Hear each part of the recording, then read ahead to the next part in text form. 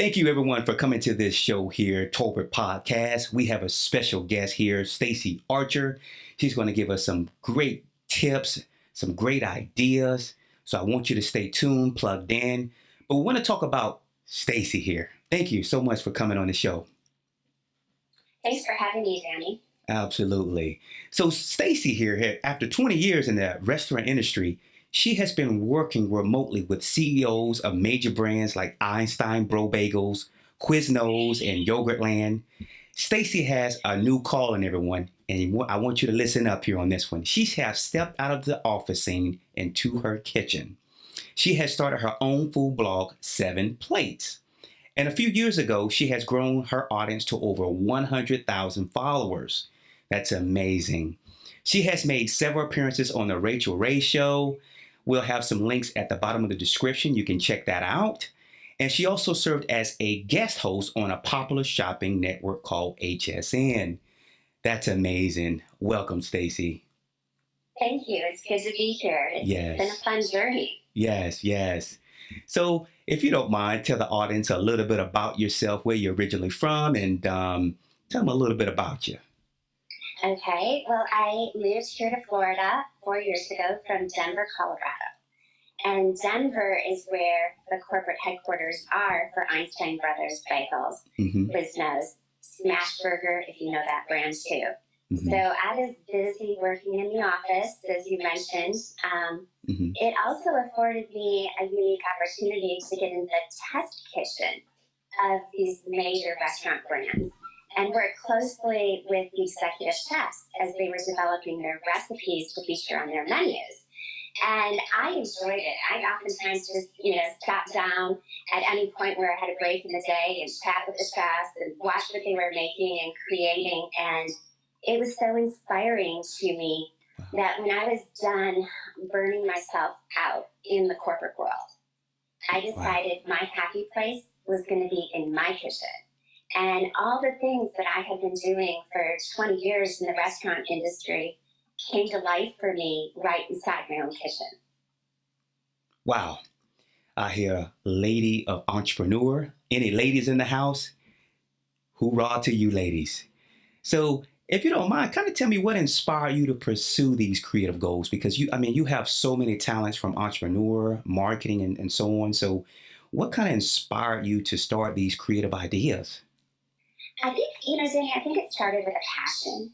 I think anybody who wants to be an entrepreneur has to have a passion. If you don't have a passion, you're not going to dedicate yourself to it. You're not going to seek out things that are unique and different that are going to make a difference in the marketplace. So for me, my passion was food. My passion always has been. I've always loved not just eating, but actually creating that food, cooking that food. And I think back to, 10, 15 years ago when the Food Network was just coming on TV. And I would sit for hours in front of the Food Network. I'd record those shows, shows with Barefoot Contessa and Ina Garten, or Giada De Laurentiis and her Everyday Italian. I mean, if you've watched the Food Network, these are big celebrity chefs. Yep. Bobby Flay, they go on and on. And I would sit there and I would take notes on what they were doing, and I thought, I can do this. I can do it on a different scale. It's not national TV, but I can do it on a different scale from my home. Right. And if I take that passion and I turn it into a business, what would that be? What would that look like? And that's how I came up with 7 Plates. Wow. No, that's good. 7 is an awesome number, and I love that too. 7 Plates. Awesome. So, when it comes to leftovers, and I love leftovers myself, and sometimes, if you cook it right, it's always going to be good the next day. So that's a good thing about it. So what are one of your favorite creative leftovers that you've created? Yeah, there's so many. And the reason we're talking leftovers is really my blog, 7 Plates, is about how to get yourself through 7 days of the week. So you may start with a ham roast or a turkey or a whole chicken or something that you cook on Sundays when you have your family dinner time. And then how can you get yourself through the next few days of the week using those leftovers. Right. And I've come up with a whole bunch of different ideas. For instance, I love just putting a roast chicken in the oven. And sometimes you need to put 2 in the oven because if your family's big like mine, we actually have to roast 2 chickens at once. And then throughout the week, what I'll do is I'll make a soup stock from the chicken bones. And then I'll make a chicken risotto or something completely different the next night. And then I'll have some other of that chicken, maybe the dark meat that no one was eating, you know, the thighs, the legs, or whatever. Right. I find that works really well in like a chicken enchilada recipe. So we've taken chicken from a Sunday night dinner and we've turned it into a chicken risotto for Monday night, and maybe we've made enchiladas on Tuesday night. So the idea here is use your leftovers wisely. It saves you money, number one, because you're not having to start from fresh with new ingredients every time you're cooking. You're using things that you didn't finish that might go bad. Right. And 2, it really puts that creative hat on you, saying, okay, what can I make with this now? I will go a step further and tell you one of my pet peeves. My children know this. I hate to waste food. Yes. I hate to waste food. If you spend the money and the time making food, I want it all gone before we open a new package or we have a new recipe. So that motivation of not wasting food and finding a purpose for it has also been a big passion of mine. Right. And I have children too, so saving is always important. And you mentioned one good thing is saving. And this also helps not only financially, but during this time that we're going through, right? Obviously, you don't want to be out that much. So how can you stretch it, but also make sure it's creative and it's very tasteful? And the ideas that you have is just, I mean, I checked out your website at 7 Plates. There's so many ideas, and it's almost, I was like, I'm wasting food. Like, really? It's amazing, and the art and the creative that you can put something together and retwist, and it's like, it's fresh, you know, and that's way better than going out doing those, you know, spending so much money during this time. So yes, thank you for sharing that with me. So talk about these big name companies. How was it, you know, to working with these big Fortune 500 companies? Oh, it was intense, I have to say. It was always, I did public relations for these companies. I did marketing, communications, and advertising. So it was always about communicating the brand, communicating the freshness, communicating the high quality ingredients we use, really trying to carve yourself out against all the competitors. So I worked with a lot of, you know, local PR agencies to get news stories out on these brands.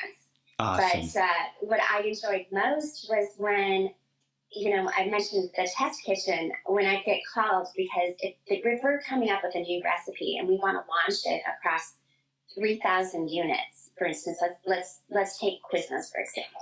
Yeah. And they wanted to do a new toasted sub. And they'd been in the test kitchen trying this and that and the other thing. I always would be one of the first people they would call to come down. And I love that because what they wanted to do is make sure I could tell the story about what they were cooking. So if there was something unique to the ingredients or how it was prepared, or if there was something tying into National Sub Day or whatever the occasion was, they wanted the PR person on the ground level tasting these recipes and figuring out what the story could be for launching these new recipes so that I could do my job effectively. Wow. Amazing. That's amazing. Ladies and gentlemen, if you are a business owner out there and you're looking to have something like that, give this lady a call. That's right. So that's good. So Stacie has some good things for you, ladies and gentlemen, right now in the kitchen. And Stacie's going to talk to us a little bit about the idea. So if you don't mind, tell us a little bit about what you have here. Okay, so we just celebrated Easter a few days ago, and we had a big Easter ham, as a lot of people do. And then you're stuck with ham sandwiches for the rest of the week. And ham sandwiches can get old real fast, right? So here I have in front of me some of the extra ham I have from our Easter ham. And I created it, or should I say, recreated it into a ham Monte Cristo sandwich. And if you don't know what a Monte Cristo is, my kids like to say it's like having a French toast ham and cheese sandwich. It's really that good. So what I'm going to do today is take some of my bread, take my ham. I've got some eggs and milk. Mm-hmm. I've got butter, and I've got Swiss cheese. That's all I need to make this. And what I'll do is I will cut the crust off the bread, because my kids don't like the crust. Mm-hmm. I will go ahead and layer cheese, ham, and bread, just like you would if you were making a grilled cheese.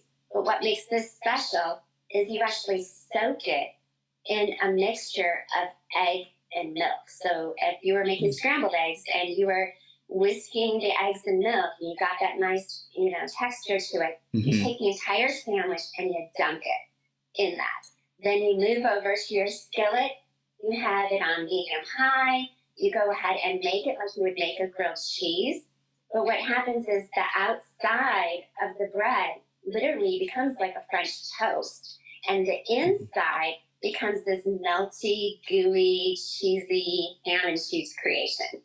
And then to finish it off and make it truly Monte Cristo style, when it's all ready, you put it on a plate, you cut it, and you sprinkle powdered sugar on top. So it's a sweet twist to it as well. And then we serve it with, some strawberry jam, and we dip it in the strawberry jam. And it's, the kids actually, I think, get more excited about the ham Monte Cristo sandwich than they did the Easter ham. Yeah. Wow. Well, when this is all over, I definitely need to come by the studio and taste some of that. Oh, wow. That's amazing. So a lot of different people may not have the confidence to create some of these things. So if you don't mind, kind of tell me a little bit about building confidence for newbies and about advanced cooks, how this can kind of help them and everyone else. Yeah. Well, I have confidence today, but I always didn't have confidence. And I think you just have to sometimes force yourself to get out of your comfort zone and try something new and realize you're going to make some mistakes along the way. But that's okay, because the mistakes are getting you more comfortable and they're building your confidence that you can do it again, and you can do it again, and you can do it again. So my tip would be, don't just think about doing something, actually do it. Get in the kitchen and try something new. And when something actually turns out, it boosts your level of confidence to get back in and try something else. And the more you do it, the more your confidence will continue to increase.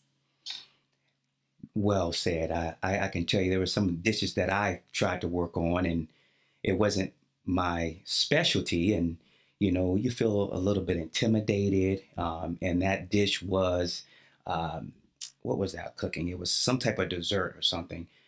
Sweet potato pie. Obviously, everyone think they can cook it, but, it was different. I'm a barbecue guy. So coming into baking, that's a whole different ball game. So, just building that confidence really help. And it takes practice and practice and practice. So by you sharing that with us in this audience, it's definitely inspiring. Thank you. So by you been cooking and you have over 65,000 followers. On Facebook. On right. Facebook. I have a Facebook page called 7 Plates Blog.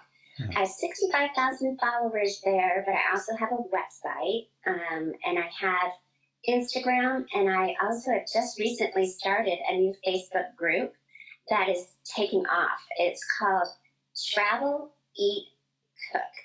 And what we're doing in this Facebook group is having people share pictures of where they've traveled, along with the food that they ate when they traveled, and what they would like to learn when they got back home to their own kitchens, that they can kind of bring that vacation experience back home. So it's been fun. I just was looking at it before you and I started chatting. There's a gentleman who was fortunate enough to go to Thailand, and he posted all these pictures of pad thai and just this food that you think, oh, wow, that's so authentic. That's so cool. And then you come back here, and I've got a pad thai recipe that, I've been working on for gosh, probably 6 or 7 months trying to get it as authentic to the Thailand pad thai as possible. Yeah. So we're sharing recipes in this Facebook group. We're sharing pictures. We're inspiring each other to cook. So it's been a fun venture. Definitely. And ladies and gentlemen, as you see that's right here on the screen to the Facebook group. We're also going to see some of the website links that you'll see right here. And we'll have that so you can click on that and get going and join that group. And I just joined that group too, so I can't miss those updates. So thank you for sharing that with us, Stacie. So, when it comes to building video for your audience and stuff like that, how has video helped you not only just create more followers, but also reach a new audience that you never could reach through the blog, per se? Right. There's so much for us thrown at us in this digital space we live in. Mm-hmm. And I felt that it was more compelling for people to relate to a face or relate to a video and relate to someone who's talking to them rather than just throwing out articles and, hoping people actually sit down and spend the time reading, not just maybe the first paragraph, but reading the entire article. So I found it more compelling to do video presentations of my recipes. I have both. I mean, my website is a place you can go to get the recipe and the step-by-step instructions, but I didn't want to just put it in black and white. I wanted to bring it to life in my own kitchen, and it's really helped because there's a lot of engagement going back and forth between, once I post my video, I get a lot of comments. I get, what was this that you were doing? And, it brings everything to life. It's a two-way conversation as opposed to just a black and white printed article out there. Right. And another good thing, ladies and gentlemen, you're able to watch Stacie's videos, you're looking right over her shoulder. You're right there. Yeah. So you can see everything that she's doing, the preparation, the ingredients, and you can put those together, and it makes the experience better. So thank you for shooting these videos. I'm also going to have opportunities to subscribe to your group here too after this call, so I can stay updated too as well. And then other than that, I want to just say thank you for coming on this show, because at the end of the day, we know we all have busy lives, but I know you're a busy lady. You're doing a lot of great big things, and we definitely just want to say thank you. Well, Danny, thank you for this opportunity. And to all your listeners out there, I blessings to you all. Stay safe, stay healthy, get comfortable with your kitchen, feed your families, and take this time to really enjoy. Absolutely, absolutely. Ladies and gentlemen, if you want to check it out, the podcast and also the links to Stacie Archer's Facebook group, it will be in the description. Make sure you subscribe. And thank you for coming to this live show, Talk with Podcast. Have a great one.